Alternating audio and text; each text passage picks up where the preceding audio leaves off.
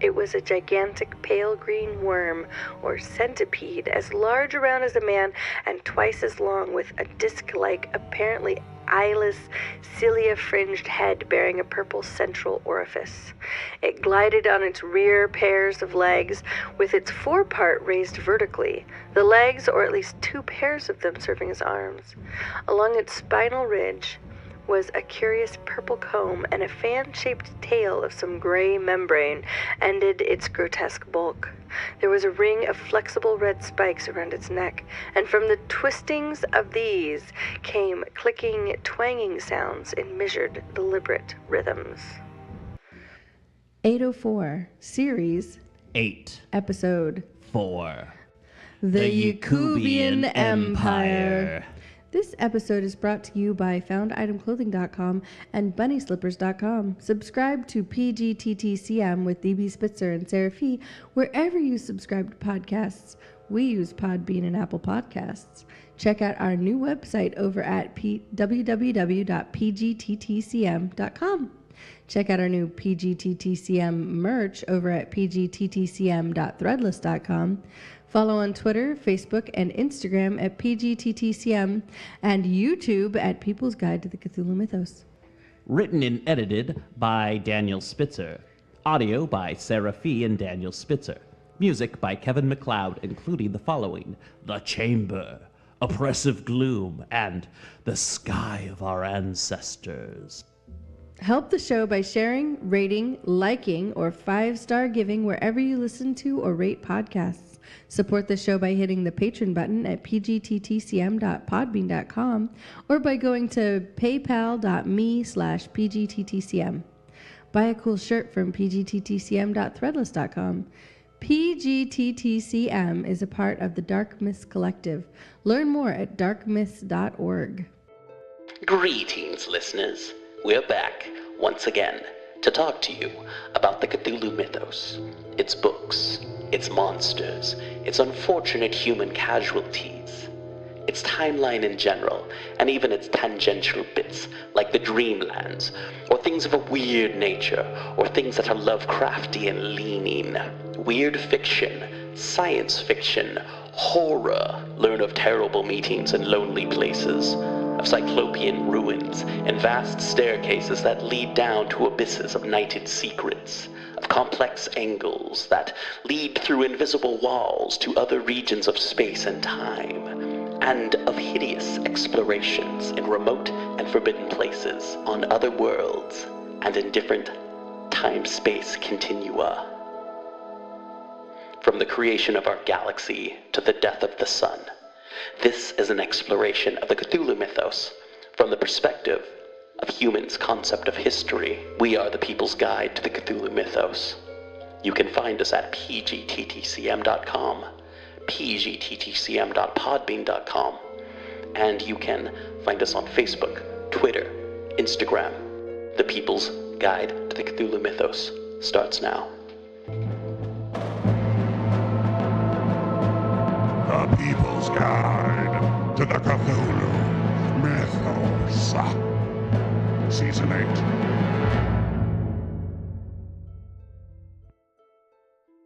And here's something else. The Yekubian mind cannot exist in the human body. Oh, are we like too little for them? Oh, no. We are too powerful. We are? No, we're not. Yes, we are. Really? Yes. Powerful in what way? We are too wild for the Yekubians. Oh, you mean like our pan-like nature, our the wild streak of how we're still connected to the physicality of our world? Arr. Yar. Yar. Yes. We are brutal mammals. Yes. A Yekubian that swapped minds with the main character in the short story that this comes from. Mm-hmm. When a fisherman finds a tent. Is that Tothi? Tothi? Well, that would be what the centipede's name is. Yeah, that's what I mean. Toth, I believe. When a fisherman found the inhabitant of the tent, the Yekubian mind inside of the human body, its mouth outpoured a black ichor, and it was just a senseless, empty-minded being. Oh, so the fisherman lost his mind. No. The fisherman was like, what the what? But the Yekubian trapped inside the human body, like a black ichor was poured out of the mouth, because no Yekubian can live inside of a human being. It's good to know we're immune from one form of intergalactic mind swapper. Yes. And then you have what happened when the only time a human was ever in a Yekubian body. Ooh. And this part was written by Robert E. Howard and Frank Belknap Long. So what happened is the Yekubian, like a human in a Yekubian body was like an unstoppable thing, and he became the like God Emperor of the Yekubians. Too powerful. Yeah, well, not the God Emperor, because, you know, they have Jakshub. Right. But, you know, the emperor, or possibly the more powerful emperor. The greatest ruler that the Yekubians had ever known. That's the Yekubians. So that's the Yekubian Empire. The Yekubians sound like physically disgusting. Okay. But that's just me and That's kind of judgy there, considering. Well, I am body shaming them. Considering yes. everything we cover, I know. calling the Yekubians, they're just centipedes. They're just like but intelligent I find the centipedes disgusting. Have you ever been camping and like gotten up in the middle of the night to use the outhouse, and what's on the floor is those long curled up centipedes?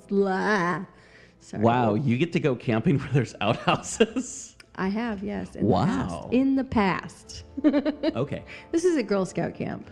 Yakubians, though, they live in a totally different galaxy. They live in a totally different universe than us. I mean, that's what the text here says. They said they come from another galaxy, like another universe, right? So then they're invading our universe. Does that mean like a different reality? I don't know. I mean, they may just merely have like, if we live in 3 dimensions, they may live in 3 dimensions, just not all same 3 dimensions as us. Right. Maybe it's time, width, and height. Sure. Yakubians are pretty crazy. I mean, they have that whole mind swapping technology that the great race of Yith has. And they're even bigger dicks about it than the Yith are. Oh, man. They just like straight up wipe out races. I mean, the Yith have done that too. Yeah, but the Yith mostly do it just because they would die otherwise. Yeah, it's self-preservation. Whereas it seems like the Yekubians? Yeah, the Yekubians are just conquerors. Yeah. What's an Eltdown shard? The Elton shards. I'm gonna guess that I didn't send you a copy of this. No. The Elton shards were shards that were found in, I believe, Jurassic Rock or Jurassic Rock. I guess one of the things is we are doing a deep dive here into his imagination with this podcast. Yeah. Not just his imagination, obviously. Many people collaborated together to create this really interesting resource for people with creative imaginations. It was written by the great race of Yith. It tells a lot of the same information as the Nakadic manuscripts, but it specifically talks about the Yekubian attempt to invade, and the Yithians, once they figured it out, were like, nope. Yeah, the Yithians recorded the happenings in the Elton shards, and then in 1912, a psychic calling himself a doctor. It's a good way to get credit. Yeah. Used his psychic abilities to read it, and I mean, Dr. Winters Hall? Yes. Used his psychic abilities to read the shard, and even though he could not speak the language of the Yithians, was able to translate it. And then the hero of the story is like thinking about it later, is like, oh yes, I do quite remember reading about the Elden Shards from 1912 when so-and-so ... and that the book... So, and you can tell that part is written by Howard Phillips Lovecraft, because it's mostly talking about libraries and books and ancient alien races and mind swapping. Right. Which very Lovecraft was really into this whole mind swapping thing. I wonder if he was physically sickly. Yes. So he probably thought about it a lot, just because, he'd see people who weren't, and then was like, it'd be nice. Yeah. we'd like to thank you for listening to People's Guide to the Cthulhu Mythos. Our sponsor is BunnySlippers.com, your finest source of wonderful Cthulhu slippers and cool shirts from FoundItemClothing.com, your favorite shirts from your favorite cult films, and also these fine folks. The inhabitants of Yakub first appeared in The Challenge from Beyond 1935, a round-robin commissioned for Fantasy Magazine. Written by C.L. Moore, A. Merritt, H.P. Lovecraft, ever heard of the guy? Robert E. Howard, and Frank Belknap Long. The Yekubians are a race of technologically advanced centipede-like beings that inhabit the planet of Yakub, worshipping the great old one, Juk-Shab. The ultimate tier was a purple cone, from the apex of which a blue smoke mist drifted upwards to a sphere that poised it in mid-air, a sphere that shone like translucent ivory.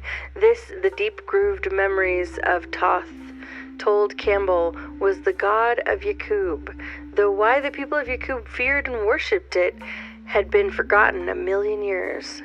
Juk-Shab is a great old one that appears as a shining sphere of energy, using telepathy and color changes to communicate with its worshippers, the centipede-like creatures of Yakub we just spoke of. The Yekubians destroyed all intelligent life in the galaxy where they dwelt and sought to extend their influence throughout the universe. As part of the grand scheme, they sent out cube-shaped probes that could effect a mind swap with any intelligent creature who found one. In this way, Yekubian agents could infiltrate the Finders. One such cube landed on Earth during the reign of the Great Race of Yith, when several of its members were taken over. The Yithians realized the danger of the cube and sequestered it under heavy guard. Eventually, however, the cube was lost. In other cases, sections of the wormfolk would permanently occupy a transgalactic planet, destroying the captured mines and wiping out the remaining inhabitants, preparatory to settling down in unfamiliar bodies. Never, however, could the parent civilization be quite duplicated in such a case, since the new planet would not contain all the materials necessary for the worm race's arts. The cubes, for example, could be made only on the home planet. Only a few of the numberless cubes sent forth ever found a landing and repose on an inhabited world, since there was no such thing as aiming them at goals beyond sight or knowledge. Only 3, ran the story, had ever landed on peopled worlds in our own particular universe. One of these had struck a planet near the galactic rim 2,000 billion years ago, while another had lodged 3 billion years ago on a world near the center of the galaxy. The third, and the only one ever known to have invaded the solar system, our solar system, had reached our own Earth 150 million years ago. A segment of Dr. Winters Hall's rough translation of the Eltdown Shards in 1912. One of the things about Lovecraft mythos versus like fairies and other like traditional legends is that traditional legends are all about the primacy of humans. Yes. Like oftentimes in like Greek mythology, the gods are off doing their own thing, but they're always interested in what's going on with humans. They take sides in wars. They seduce human women. Mm-hmm. They marry human men. They have feelings and opinions about humans. Yeah. And you know, in the Cthulhu mythos, oftentimes humans are just ancillary. They're just like, oh, there's these ants here and whatever, you know, which is a very different way of placing humans within a universe. Yeah. You know, which is it's very different. It's just Cosmicism? I suppose. No, that's exactly what it is. It's cosmicism. That's the label for it, I suppose. Yeah. So. Yeah. Hey, have you had a chance to listen to any of the? Still haven't figured out what to call it. The October, the Dunsany amount of the insane amount of Dunsany. The Insany Dunsany. The Insany Dunsany. Or how about the avalanche of Dunsaniness? Is there a pun in there somewhere? No, not really. Okay. Anyway, so there's... I have. I listened to one of them. I wish I could remember what you titled it. Time and Gods. Yeah, I think it was Time and the Gods Part 1. Yeah. And it was about the Dawn Child. Yeah. And her golden ball and the first day and like the first 5 days and the silver ball and how she chipped it because she didn't like it as much. And I have to say that his characterization of a child being placated by adults was really spot on. Yeah. Yeah. Like that's part of the reason that as a parent I handle my children in this way. I was like, oh, I'm sorry that happened to you, but now you got to get over it at some point, you know? Instead of being like, oh, let me make it so you never cry. Like, life is pain. Yeah, it is. Yeah, it is. And just if people don't know anything about Lord Dunsany, he was, as his full name was, Edward Plunkett, 18th Baron of Dunsany, Edward John Morton Drax Plunkett. That's a good name. Yeah. He was a Irish writer and mostly did fantasy work. So, yeah. And if you ever get a chance to look at any Lord Dunsany books online, please do so. There is an artist, Sidney Seam, I don't know how to pronounce that, that does just fantastical work. And if you can go to PGTTCM.com or PGTTCM.podbean.com, you can see the covers that I'm putting on these episodes. And not so much Time in the Gods, but the next series next week or this week for those who are listening right now. Really cool, really cool covers and just really cool artwork. And yeah, no, it's just a wonderful mythology that Dunsany created, and I'm really excited for everyone to hear it for the first time. Yeah, it's some good stuff. And the readers I listened to sounded really good too. That was nice. Yeah, no. And Time in the Gods, I think, is a pretty nice collection that I've put together and done assembled, edited together. And the music is well done too. But next week's even better. Ooh, I'm excited. It's trimmed up. It's edited a lot cleaner. Yeah. And I'm really proud of how it sounds. Oh, good. Yeah. Okay, up next we are going to be talking about Lovecraftiana, a magazine of eldritch horror. So we're going to talk about that in a little bit, and we'll see you there. Hey everybody, before I start the review, I just wanted to say I just got in the mail from Fedogan and Bremer. I from those folks, I just got The Hashish Eaters and Other Poems by Clark Ashton Smith, read by Donald Sidney Fryer, music by Graham Plowman, and The Gods of Easter Island and Other Poems by Robert E. Howard, read by Donald Sidney Fryer, and music by Graham Plowman. So I'm super excited to listen to these guys. I need to find a CD player. And yeah, gonna talk about those in a few weeks, but just wanted to say that they're out now. So you can go check out FEDOGANANDBREMER.com and order them. And probably, hopefully they got them on Amazon. So check Amazon or get them directly from FEDOGANANDBREMER.com and order these guys. So yeah, they're going to be good. I hope. I don't know. I haven't even heard samples yet, so we'll check it out. Hey everybody, I'm here to talk to you about books. This part of the show really doesn't have a name. I don't want to call it talking about books because it's not always about books. Sometimes it's about video games. This time it's about a magazine. And the magazine is Lovecraftiana, the magazine of eldritch horror. Ooh. I think it should be called Lovecraftiana, the magazine of occult terror. I do like it. I do like it.